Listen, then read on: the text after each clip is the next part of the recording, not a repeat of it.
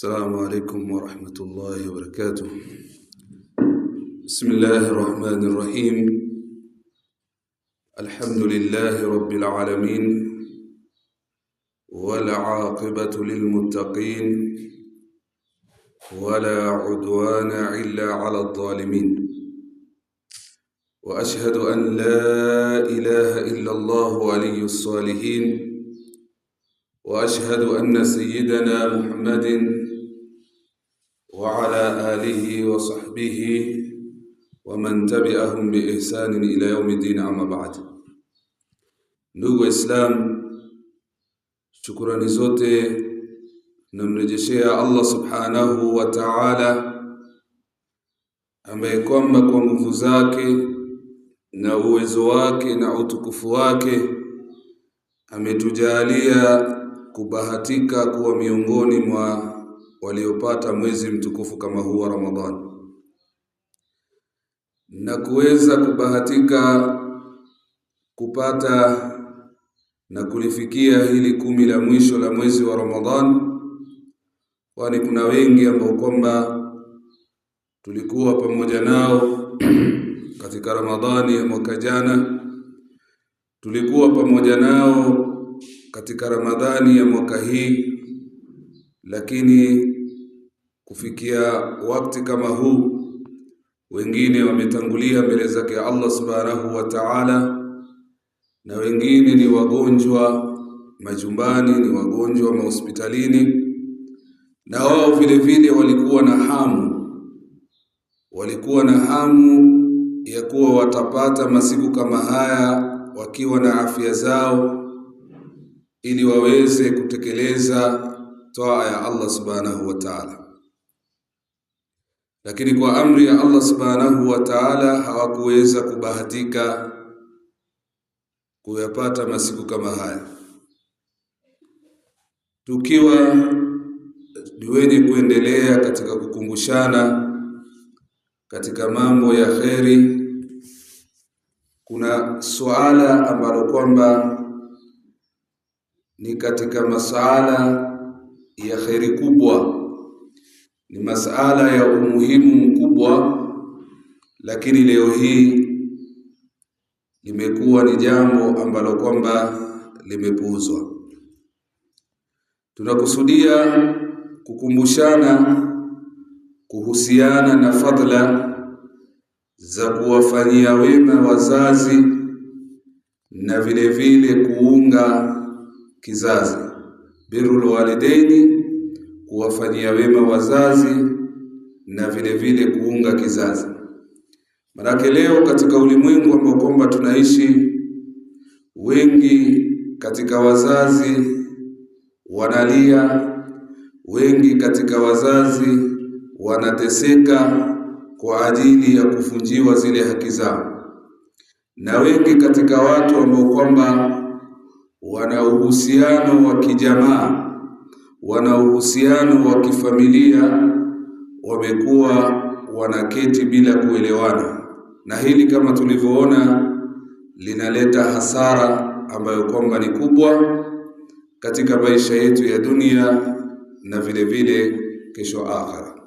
Kwa hivyo tutakusudia kuyazungumzia haya ili kwa nia na lengo la kujikumbusha na kutoa nasaha.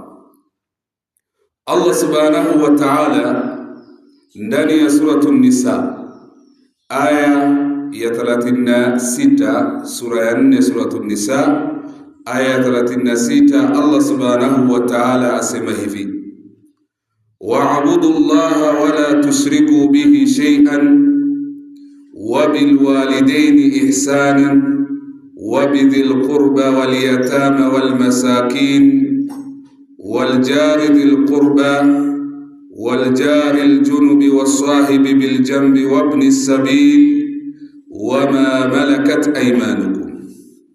Katika aya hii Allah subhanahu wa ta'ala asema, na muabuduni Allah, wa'budullaha, kuweni ni wenye kumwabudu Allah subhanahu wa ta'ala, wala tushriku bihi shay'an, na wala msimshirikishe Allah subhanahu wa ta'ala na chochote.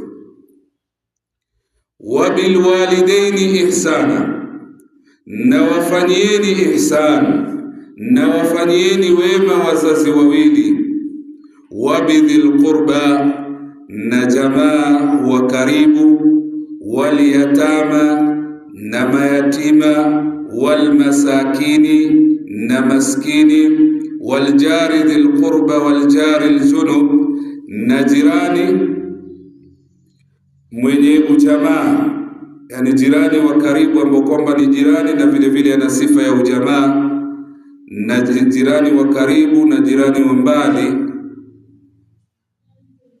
wasahibi biljambi, na rafiki wa karibu, wabni sabil, na msafiri aliyeishiwa, yani mpita njia aliyeishiwa katika safari yake, wama malakat aymanukum, na wale iliyowamiliki mikono yenu ya kulia. Katika aya hii tunapata ya kuwa Allah subhanahu wa ta'ala ameanza kwa kuelekeza kuwa anayepasa kuabudiwa ni yeye. Wa'budullaha, aya imeanza namna hiyo, na muabuduni Allah subhanahu wa ta'ala, wala tushriku bihi shay'an, wala msimshirikishe na chochote. Kisha akafuatia na hukumu wa bil walidaini ihsana, na kuwafanyia wema wazazi wawili. Na hii imekuja vile vile katika aya nyingine. Ukiangalia katika suratul Isra au suratu Bani Israil, aya ya 23 mpaka 24, Allah subhanahu wa ta'ala asema, wa qadha rabbuka alla ta'budu illa iyyah wa bil walidaini ihsana imma yablughanna indaka al-kibara ahaduhuma aw kilahuma fala taqul lahumā uffin wala tanharhuma wa qul lahumā qawlan karima. Katika aya hii suratul Isra aya 23-24, Allah subhanahu wa ta'ala sema, na Mola wako amehukumu, ameweka sheria Allah subhanahu wa ta'ala asiabudiwe yoyote isipokuwa yeye, wa bil walidaini ihsana. Kisha la pili akalifuatiliza na kuwafanyia ihsani wazazi wawili.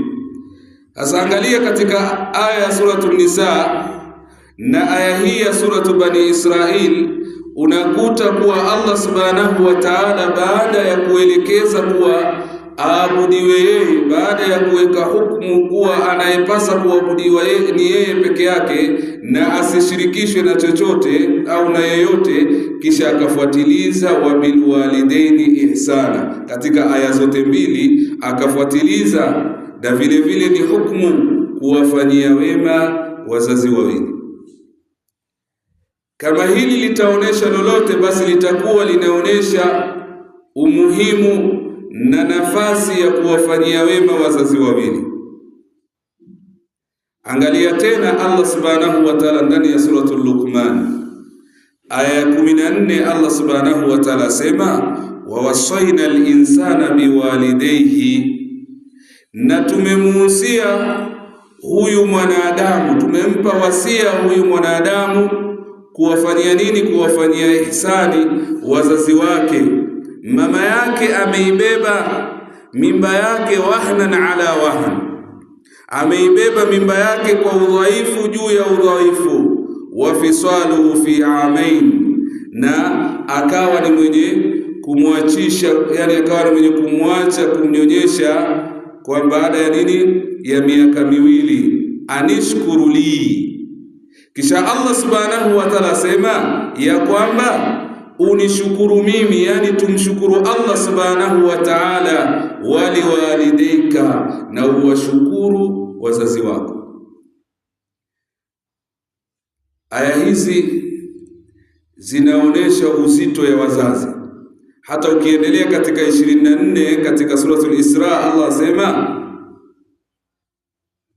mwanzo amesema ameweka hukumu Mola wako asiabudiwe yote isipokuwa yeye, na uwafanyie wema wazazi wawili kama mmoja wao akifikia uzee na uko pamoja naye, au wote wawili wakafikia katika umri wa uzee, fala taqul lahuma uffin, basi usiwaambie japo neno ndogo, mfano neno dogo sana, wala tanharhuma, wala usiwakemee, wa kullahuma qawlan karima, na waambie maneno mazuri, waambie maneno ya heshima.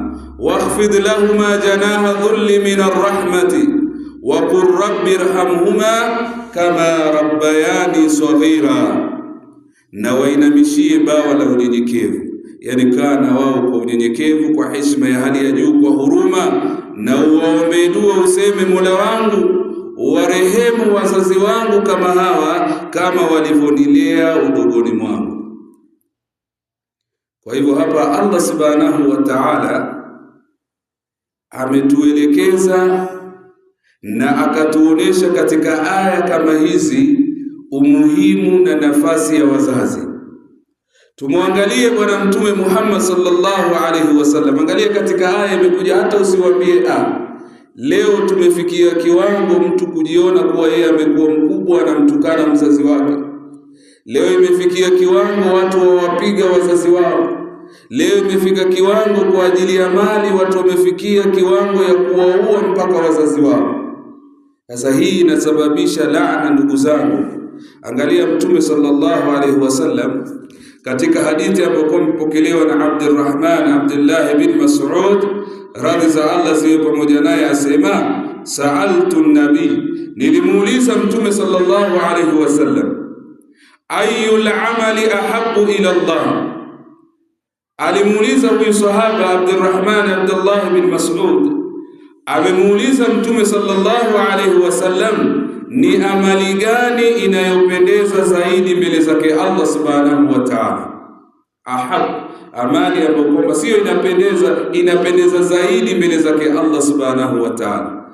Mtume sallallahu alaihi wasallam akamwambia, as-salatu ala waqtiha, amali inayopendeza zaidi mbele zake Allah ni swala kwa wakati wake, ni ile swala kuswaliwa kwa wakati wake, kama alivyosema Allah subhanahu wa ta'ala, hakika swala kwa waumini ni faradhi yenye nyakati maalum. Kwa hivyo Mtume anafafanua kuwa amali bora mbele zake Allah ni swala kwa wakati wake.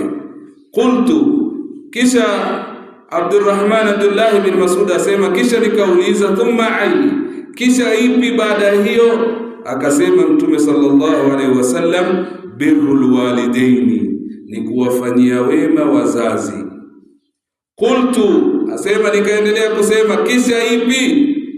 Qala, kasema aljihadu fi sabilillah, ni jihadi katika njia ya Allah. Sasa hadithi hii ya Mtume sallallahu alaihi wasallam, utaratibu wa amali zinazopendeza mbele zake Allah subhanahu wa ta'ala, akasema mwanzo ni swala kwa wakati wake. Na ndio kwenye aya Allah akasema, wa qadha rabbuka alla ta'budu illa iyyah. Swala ni katika ibada, ameweka hukumu Mola wako Allah subhanahu wa ta'ala asiabudiwe isipokuwa yeye. Kwa hivyo ya kwanza, number 1 ni kutekeleza ibada, na swala ni katika ibada.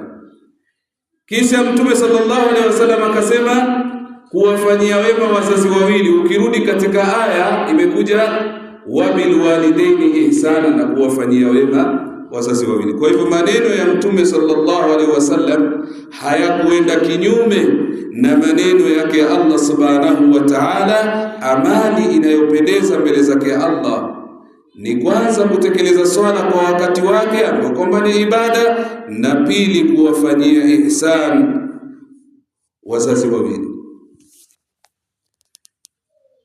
Heshima na hadhi ya wazazi wawili imefika Mtume sallallahu alaihi wasallam kusema radhi za Allah subhanahu wa ta'ala ziko pamoja na radhi za wazazi wawili, na hasira za Allah subhanahu wa ta'ala ziko pamoja na hasira za wazazi wawili.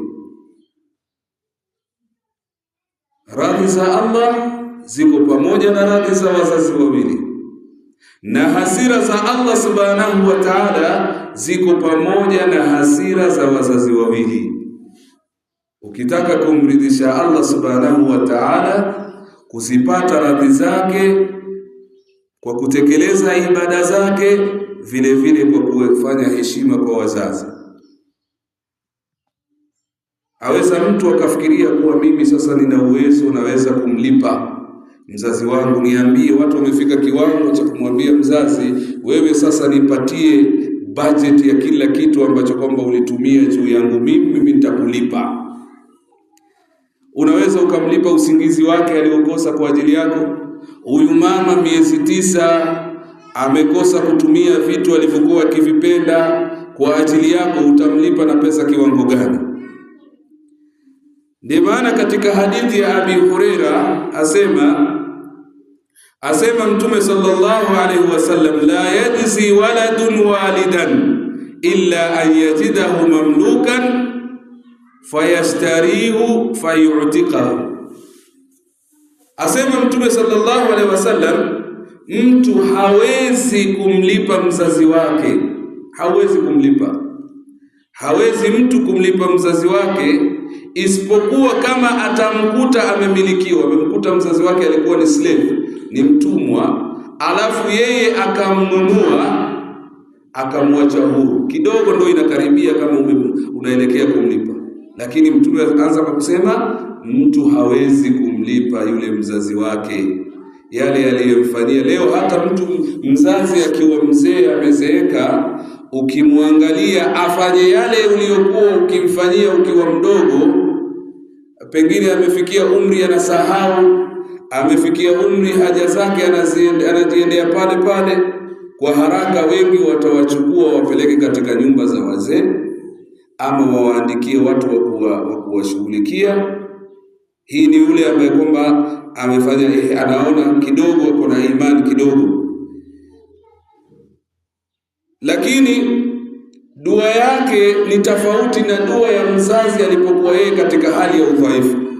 Wakati mimi na wewe tuko katika hali ya udhaifu, tunajiendea zile haja, hatujui hata kusema, tuko katika udhaifu wa hali ya juu, dua ya yule mzazi ilikuwa, ya Rabbi, mtoto wangu huyu mpe afya, mpe umri, mjalie akue.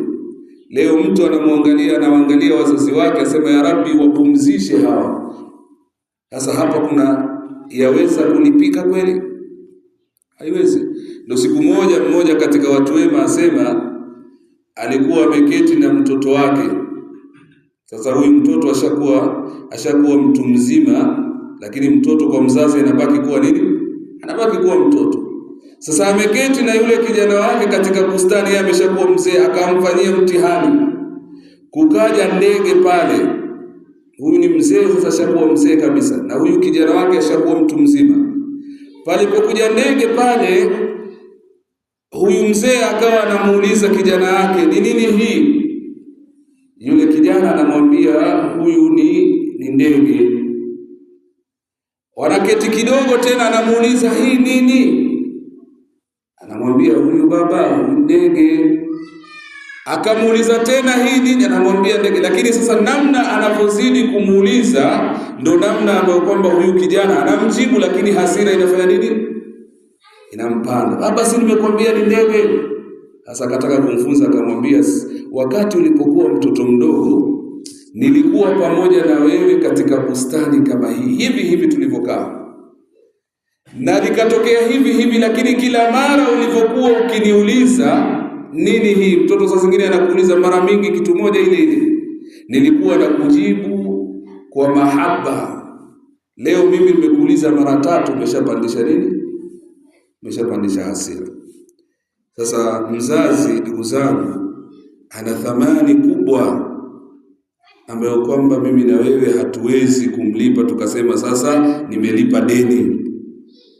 Hadithi ya mwisho kwa leo imepokelewa na Abi Huraira, radhi za Allah ziwe pamoja naye, amesema Mtume sallallahu alayhi wasallam, man kana yu'minu billah wal yawmil akhir falyukrim dhayfahu wa man kana yu'minu billah wal yawmil akhir falyasil rahimahu wa man kana yu'minu billah wal yawmil akhir falyakul khairan aw liyasmut. Asema Mtume sallallahu alaihi wasallam, man kana yu'minu billah, mwenye kumwamini Allah na akaamini kuna siku ya mwisho, falyukrim dhaifahu, basi amfanyie ikram mgeni wake. Wa man kana yu'minu billah, na yule ambaye kwamba anamwamini Allah na anaamini siku ya mwisho, falyasil rahimahu, basi aunge kizazi, ile familia, rahim, aunge. Binadamu wote wanateleza, watu hukosana, lakini pamoja na kukosana, unga kile kizazi. Kama kweli unamwamini Allah na unaamini siku ya mwisho, na yule mwenye kumwamini Allah na kuamini siku ya mwisho, faliyakul khairan au liyasmut, basi aseme jambo la khairi au anyamaze. Sasa hapa kwa hadithi hii tutakuwa tunaingia sasa katika sehemu ya pili. Tumeshazungumza kwa mukhtasar, kwa uchache tumekwisha zungumza kuhusiana na nini, na kule kuwafanyia wema wazazi. Kwa hivyo darasa yetu ya pili itakayofuatia inshallah, tutakuja kuendeleza na kuzungumzia umuhimu wa kule kuunga kile kizazi. Subhanallah wa bihamdi, subhanakallahumma bihamdika, nashhadu an la ilaha illa anta, nastaghfiruka wa natubu ilaik. Subhana rabbika rabbil izzati amma yasifun, wassalamu ala al-mursalin, walhamdulillahi rabbil alamin.